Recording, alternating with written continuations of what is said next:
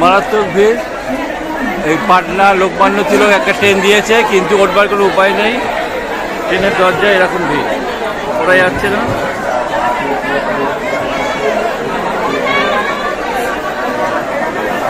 মানে লোক গেট থেকে উঠতেই পারছে না। এই আমরা দাঁড়িয়ে আছি, এরপরে আবার যখন ট্রেন আসবে সেটা চেষ্টা করব।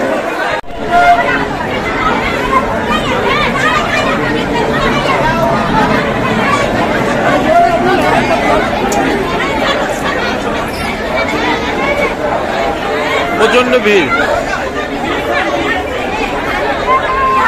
বাচ্চা নিয়ে এনে কি করে যাবে যাই না, সকলে পাগলের মতো চেষ্টা করতে যাবার।